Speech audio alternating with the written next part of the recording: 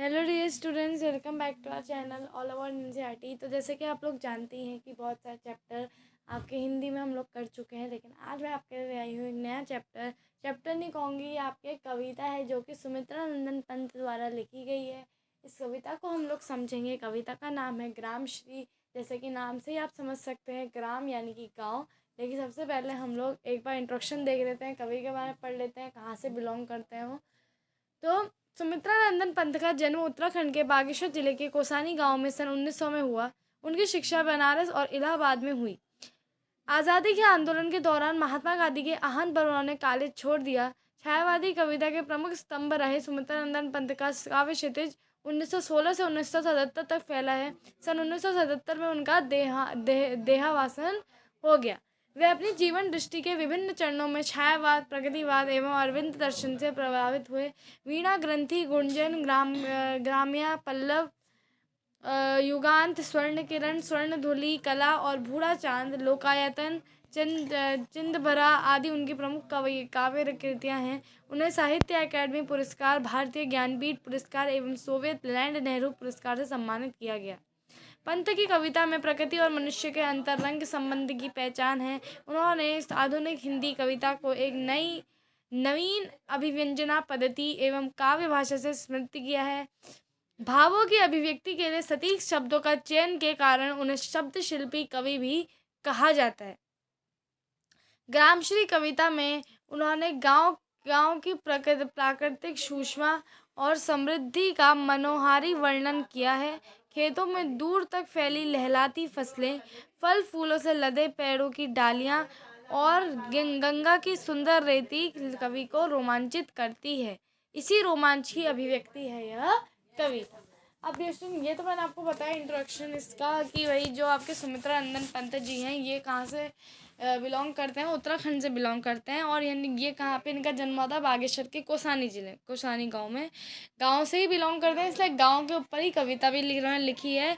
इलाहाबाद बनारस में इनकी शिक्षा हुई डी स्टूडेंट। और आज़ादी के आंदोलन के दौरान जब महात्मा गांधी ने आह्वान किया था, या फिर जो भी उनका नॉन कोऑपरेशन मूवमेंट या फिर वो चले थे, तो उसमें जो है इन्होंने भी भाग लिया था। इसलिए इन्होंने जो है कॉलेज छोड़ दिया था। कॉलेज यानी कि कॉलेज।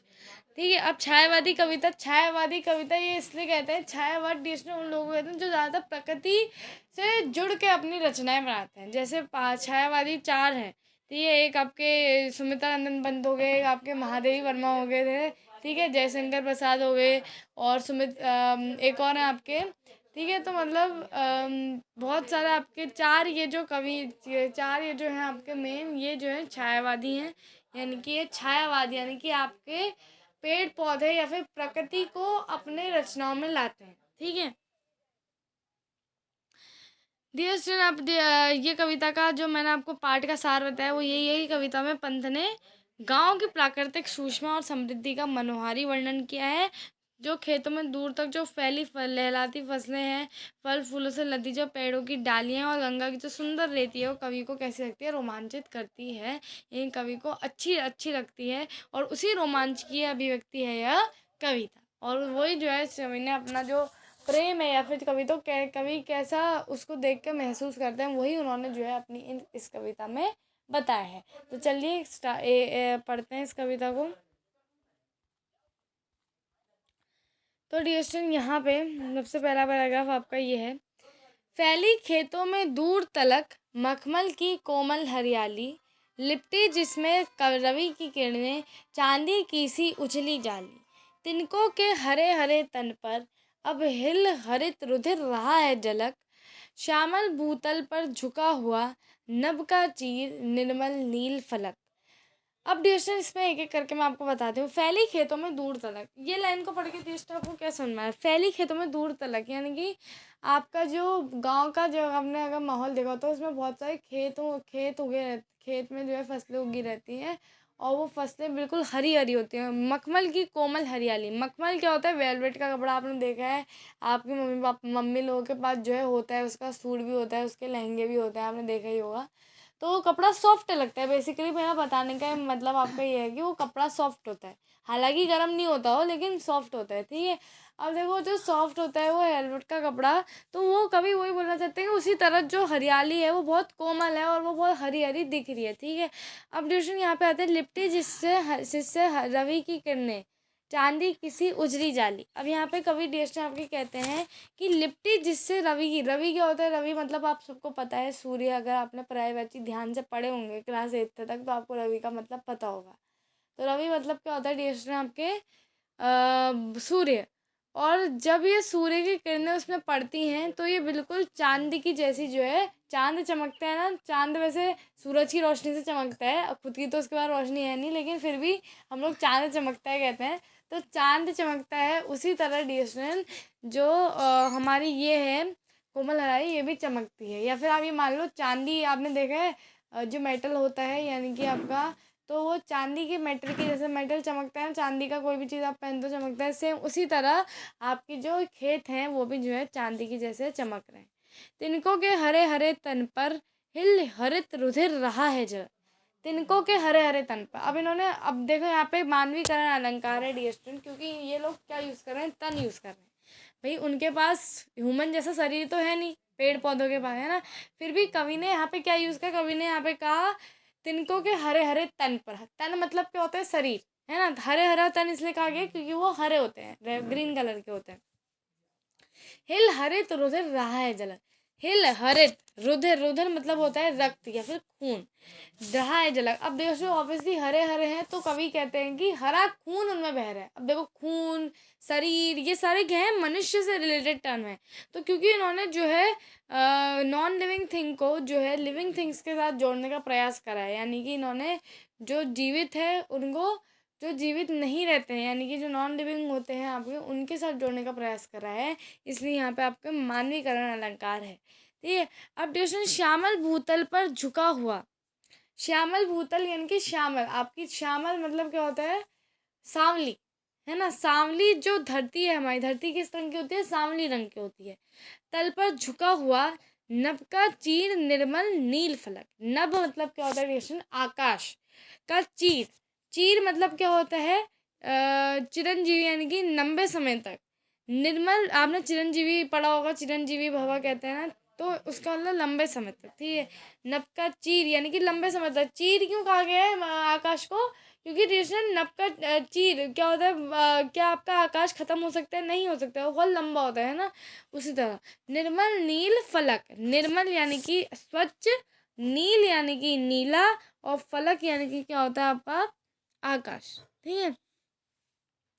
तो यहाँ पे जो है नप्पर झील निर्मल फलक यानी कि जो आकाश है वो नीचे बिल्कुल ऐसा लग रहा है सांवली धरती के साथ वो मिल रहा है, एकदम क्षितिज का जैसा जो है वहाँ पे प्रतीत हो रहा है। क्षितिज यानी कि जहाँ पे धरती और आकाश का मिलन होता है।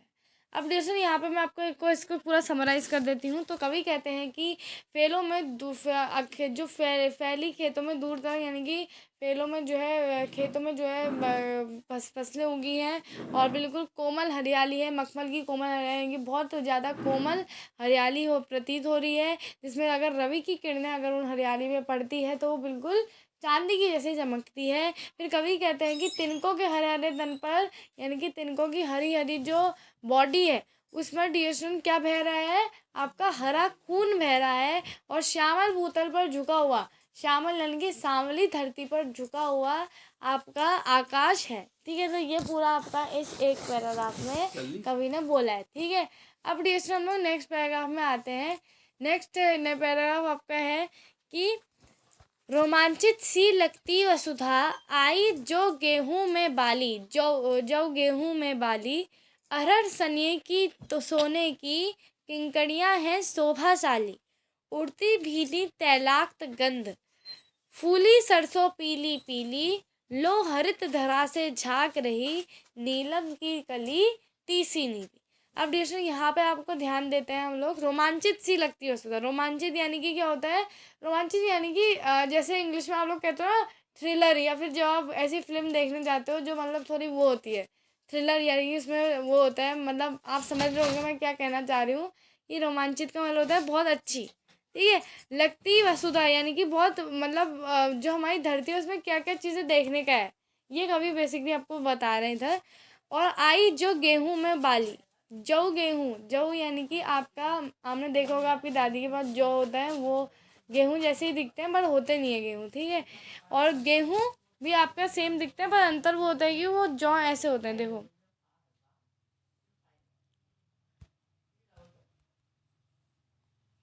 इस तरह से जौ होता है आपके, इस तरह से गेहूं होता है, गेहूं का छिक्कल निकल जाता है, ठीक है। वो उनका इतना बड़ी ऐसे करके वो उसमें उगते हैं गेहूं, ठीक है। तो ये सारी चीज़ें हैं, तो उनमें बाली आ जाती है, ठीक है। और अरहर सनही की सोने की, अरहर आपने देखा होगा, अरहर की दाल आप लोग खाते हैं, तो उसका जो आपकी जो फलियां होती हैं या फिर जो पंखुड़ियाँ होती हैं उनकी, वो सोने की जैसी यानी कि पीली कलर के थे, इसलिए कवि ने उनको सोने की जैसी कहा गया है। कंकड़ियाँ है शोभाशाली, शोभाशाली यानी कि अच्छी लगती है, सुंदर है। और उड़ती भी नहीं तैलाक्त गंध, तैलाक्त देखो, तैलाक्त से समझ में आ रहा है तेल वाली, है ना।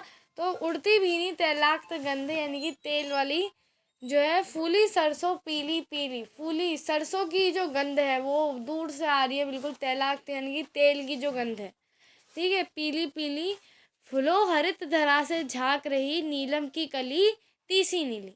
अब यहाँ पे डिएक्शन देखो, लो हरित धरा से झांक रही, हरित धरा, धरा यानी कि भूमि से झांक रही क्या, नीलम की कली, नीलम की कली तीसी नीली, नीलम की कली और तीसी नीली यानी कि तीसी का, तीसी मतलब अलसी का पौधा होता है डिएक्शन, उसको यहाँ पे कहा गया है तीसी नीली, यानी कि इनका जो है आपका पंखुड़ियाँ जो होती हैं वो कैसी होती हैं, नीली कलर की होती हैं, ठीक है। अब डिएक्शन यहाँ पे मैं आपको एक बार फिर से समराइज़ करवा देती हूँ। तो कवि कहते हैं कि उनको वसुधा बहुत रोमांचित सी लगती है, गेहूँ और जौ में बाली आ चुकी है, अरहर सनिए की जो पंखुड़ियाँ हैं वो सोने की जैसी लग रही हैं और बहुत ही ज़्यादा सुंदरता बढ़ा रही हैं। दूर से ही जो है सरसों जो है पीली पीली उग चुकी है और तैलाक्त गंध जो है आ रही है। और हरित हरित धरा से कौन झाँक रही है, अलसी का पौधा जिसकी पंखुड़ियाँ जो है नीली होती हैं, ठीक है। अब जिससे हम लोग आगे आते हैं, रंग रंग के फूलों में रिलमिल हंस रही सखियां मटर खड़ी, मखमली पोटियों सी लटकी, छिमियां छिपाए बीज लड़ी, फिरती है रंग रंग की तितली, रंग रंग के फूलों पर सुंदर, फूल फिरते हैं फूल स्वयं, उड़ उड़ वृंतों से वृंतों पर। अब डिक्शनरी यहाँ पे हम समझते हैं, रंग रंग के फूलों में रिलमिल, रिलमिल मतलब होता है आपका झिलमिल, या फिर आप उसको ये मान लो कि रिलमिल यानी कि रंग रंग के फूलों में रिलमिल, रिलमिल यानी कि घूम रही है, कौन घूम रहा है आपका, क्या कहते हैं, तितलियाँ वगैरह, ठीक है। रंग रंग के फूलों में रिलमिल हंस रही सखियाँ मटर खड़ी, मटर की जो खड़ी, मटर की, मटर जो है आपकी पौधा होता है ना, जैसे कि आपको पता है मटर आप लोग खाते हैं, आजकल सर्दियों में ज़्यादा आता है मटर। और ज़्यादातर आपको एक सब्जी का नाम पता होगा, गाजर, मटर, गोभी, ये बहुत ही कॉमन सब्जी है और बार बार बनाई जाती है घर में, आपको पता ही है। बहुत बच्चों को मटर अच्छे नहीं भी लगते होंगे, है ना। तो मटर दिएशन जो है उगने लग जाते हैं और उन फूलों के बीच में, और मखमली पोटियों सी लटकी। अब आपको पता है मटर जो है ऐसे तो होती नहीं है कि भाई छोटे छोटे दाने उग गए, नहीं, उनका पूरा एक वो उगता है, ठीक है। पोटी जो है मतलब पेटी जैसी उनकी जो है उगती है, ठीक है। आपने देखी होगी इस तरह से बंद होती है, आपको कई बार मम्मी जो है काम दे देती होगी जब आप खाली बैठे रहते होगे कि भाई मटर छिल दे, है ना। तो ये मटर जो है ये इस तरह से पोटियों में बंद होकर आती है और फिर जब आप उसको छिलते हैं तो उससे निकलती है, ठीक है। मखमली पोटियों, और ये जो पोटियाँ हैं बहुत ही ज़्यादा सॉफ्ट हैं। लड़की छिमिया छिपाए बीज लड़ी, और फिरती है रंग रंग की तितली, रंग रंग के फूलों पर सुंदर। अब यहाँ पे इन्होंने मटर की बात कर ली कि मटर भी जो है उग रही है, अब ये बोलते हैं फिरती है रंग रंग की तितली, यानी कि अलग अलग रंग की जो तितलियाँ हैं वो उड़ रही हैं, रंग रंग के फूलों पर सुंदर, यानी कि अब रंग रंग के फूल भी हैं, अलग अलग कलर के फूल भी हैं, उसमें जो है अलग अलग कलर की तितलियाँ जो हैं बैठ रही हैं। फूल फिरते हैं फूल स्वयं, यानी कि फूल स्वयं को जो है वो उग रहे हैं, है ना। वो जो है स्वयं जो है फूल बहुत ज़्यादा उग रहे हैं और बहुत ज़्यादा खुश हैं। उड़ उड़ वृंतों से वृंतों पर, उड़ उड़ वृंतों से वृंतों यानी कि डंठल से मतलब डंठल पर, ठीक है। तो ये यहाँ पे वो कहते हैं, डंठल क्या होता है, फूल का नीचे का पार्ट, जिसको आप इंग्लिश में सेपल कहते हो, ठीक है। इस तरह देखो, ये जैसे मैंने आपका घुरड़ का फूल बनाया है, तो इसमें देखो यहाँ पे नीचे जो ये हरा पार्ट होता है इसको हम लोग क्या कहते हैं, सेपल कहते हैं। ठीक है, तो ये सेपल को ही हिंदी में हम लोग डंठल कहते हैं। ठीक है, तो डंठल से डंठल पर। अब डिस्टर हम लोग यहाँ पे मैं एक बार समराइज़ करवा देती हूँ कि कवि कहते हैं कि रंग रंग के फूलों में जो मटर की जो पौधे हैं वो उग रहा है, और मटर की जो पोटियाँ हैं वो बहुत ज़्यादा मखमल है, यानी कि बहुत ज़्यादा मुलायम है, और बिल्कुल एक साथ सारी जो पोटियाँ हैं वो लगी हैं और एक दूसरे को छुप भी रही हैं। ठीक है, छुपने का तात्पर्य ये है डिस्टर की एक आगे है एक पीछे है, और फिरती है रंग रंगी तितलियाँ, फिर रंग रंगी तितलियाँ आती हैं जो अलग अलग रंग के जो फूल हैं उनमें बैठ रही हैं, और जो फूल हैं वो स्वयं उग रहे हैं और स्वयं खुश हैं, और वृंतों पर यानी कि जो तितलियाँ हैं वो एक डंठल से दूसरे डंठल तक जा रही हैं।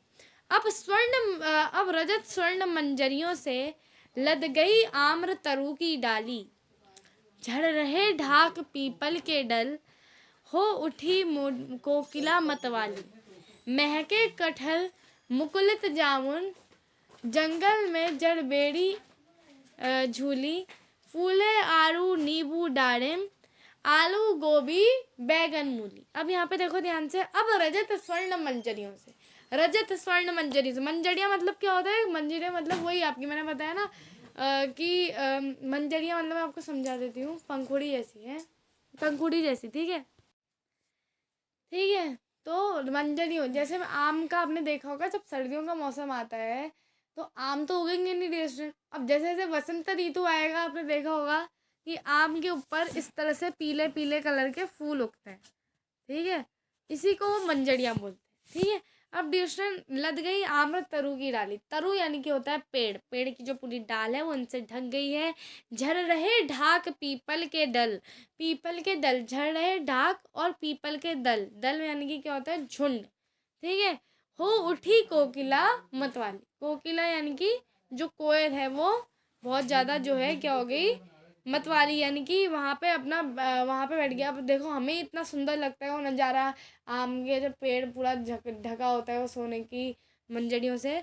अब ऑब्वियसली बात है ट्यूशन आपके कोकिला यानी कि कोयल के लिए तो बहुत ज़्यादा अच्छा होगा ही ना, जिससे कोयल जो है वहाँ पेड़ की डाल से हटती ही नहीं, आपने देखा होगा।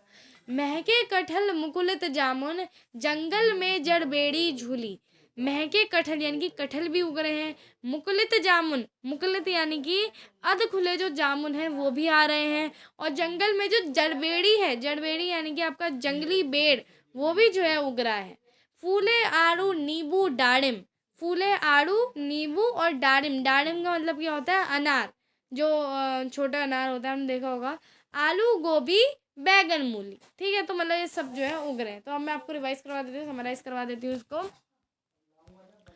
ठीक है, तो सतत स्वर्ण मंजरियों से जैसे कि आपको पता ही है कि आम यानी कि आम की जो सोने की जैसी जो पंखुड़ियाँ हैं वो आम की जो पूरे पेड़ है उसमें जो है ढक गई हैं, और पीपल के दल ढाक जड़ रहे हैं, पीपल के दल यानी कि झुंड आ रही है, उग रहा है पीपल अच्छी तरह से, और जो कोकिल है वो मतवाली हो गई है क्योंकि वहाँ पे जो है बहुत ही सुंदर जो है नज़ारा आ गया है।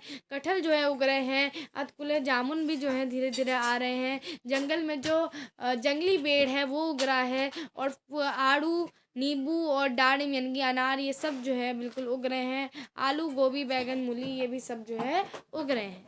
पीले मीठे अमरूदों पर अब पीले मीठे अमरूदों में अब लाल लाल चितियाँ पड़ी, पक गए सुनहरे मधुर बेर, अमली की टरू की डाल झड़ी, लहले पालक महमे धनिया, लौकी और सेम फली फैली, मखमली टमाटर हुए लाल, मिर्चों की भरी हरी थे। अब यहाँ पर देखो डिस्टेंस पीले मीठे अमरूदों पे, पीले मीठे अमरूदों पर यानी कि जो पीले पीले अमरूद होते हैं, आपने देखा अमरूदों का कलर बाहर से पीला होता है, जब उसमें जो है डिस्टेंस आपके लाल लाल डॉट आते होते हैं। वैसे तो बहुत बच्चे नोटिस करते ही नहीं है, लेकिन बहुत बच्चे कहेंगे मैम लाल कहाँ आते हैं डॉट, आपने ध्यान से देखोगे तो आपको लाल लाल डॉट दिखेंगे। तो ये जैसे अमरूद है, ठीक है, मैंने इसको पीला पीला कर दिया, थोड़ा सा हरा भी होता है अमरूद में। और ये यहाँ पे ये इस तरह से जो है डॉट डॉट जो आपके अमृतों में आते हैं, इतने ज़्यादा बड़े डॉट तो होते नहीं हैं, छोटे छोटे डॉट होते हैं, मतलब माइनर डॉट होता है, जैसे मैंने अभी अभी मारे हैं ऐसे डॉट होते हैं। तो जब ये आने लग जाते हैं डियर स्टूडेंट्स, तो जो आपके पेड़ अमरूद होते हैं बहुत ही ज़्यादा मीठे हो जाते हैं, खाने लायक हो जाते हैं। पक गए सुनहले मधुर बेड़, इनके जो बेड़ है वो भी जो है पक गए हैं। अमली के टरूक से की डाल झड़ी, अमली से टरूक की डाल यानी कि आंवलों से पूरी जो पेड़ है उस पूरा भर गया है, पूरे पेड़ की जो डाल है वो भर गई है। आजकल डिजिटल मैं भी अभी 2-3 दिन पहले जो है घूमने गई थी, मैंने भी आंवले का पेड़ देखा, इतने आंवले उसमें लगे थे। तो मतलब यहाँ पे आपको कवि बिल्कुल नज़ारा बता रहे हैं, ठीक है। अब डिस्कशन नेक्स्ट है, लहले पालक महमे धनिया। लहले पालक यानी कि पालक उग रहा है, महमे धनिया यानी कि धनिया भी जो है आपका जो है महक रहा है बिल्कुल। लहले पालक यानी कि लहराता हुआ जो पालक है बिल्कुल पालक का उग गया है। और महमे धनिया यानी कि महक, यानी कि धनिया की महक आ रही है, उसका जो है खुशबू आ रही है। लौकी और सेम फली फैली, लौकी और जो सेम है, सेम आपने देखी होगी बीन जैसी होती है इस तरह से, एक मिनट रुको, बीन जैसी ऐसे पतली पतली होती है, लंबी लंबी, वो सेम होती है, ठीक है। फली फैली, ठीक है, उस वो भी जो है उग रही है। मखमली टमाटर हुए लाल, मखमली टमाटर हुए लाल। लौकी, लौकी यानी कि वही आपका लौकी की सब्जी जो बच्चे अच्छा नहीं मानते हैं, कुछ कुछ अच्छे बच्चे भी होते हैं एक्सेप्शनल वाले जो अच्छा मानते हैं, तो मतलब वो उससे भी जो है पेड़ की डाढ़ भर गई है अभी, ठीक है। फिर रिएक्शन जो मखमली टमाटर यानी कि जो कोमल टमाटर हैं वो क्या हो गए हैं, वो भी जो है आपके लाल हो गए हैं। और मिर्चों से जो हरी थैली है वो पूरी भर गई है, ठीक है, मिर्चों से जो हरी थैली है वो पूरी भर गई है, ठीक है। तो मतलब ये सारी ही चीज़ें जो है क्या हो रही हैं, इसमें उग रही हैं। बालू के सांपों से अंकित गंगा की सतरंगी रेती, सुंदर लगती सर पर छाई, सुंदर लगती सर पर छाई, तट पर तरबूजों की खेती। कंगली का अंगुली अंगुली से कंगी से बगुले कंगली सवारते हैं कोई, तिरते जल में सुरखाब पुलिन पर मगरोठी रहती सोई। बालू यानी कि क्या होता है डियर, रेत, ठीक है। बालू के सांपों से, बालू का जो शेप है वो सांपों का जैसा आ रहा है, जैसे कि उसमें जो है कोई सांप जो है रेत के गया है, इस तरह से वहाँ का जो है शेप बना हुआ है।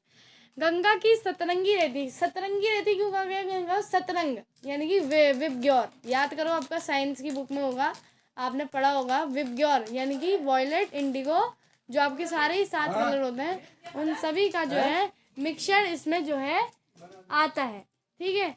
तो डियर स्टूडेंट यहाँ पे ये है। अब डियर स्टूडेंट नेक्स्ट है आपका, सुंदर लगती सर पर छाई। सुंदर लगती सर पर छाई, सुंदर लगती सर पर छाई यानी कि बहुत ज़्यादा वो सुंदर लगती है। तट पर तरबूजों की खेती, यानी कि तट पर यानी कि नदी के किनारे क्यों कौन उग रहे हैं, आपके तरबूज भी जो हैं उग रहे हैं। अंगुली की कंगी से बगुले, बगुले यानी कि एक प्रकार का पक्षी होता है, आपने ऊपर देखा होगा उनके कुछ इस तरह से बना रहता है, मैं आपको ड्राइंग से बताती हूँ,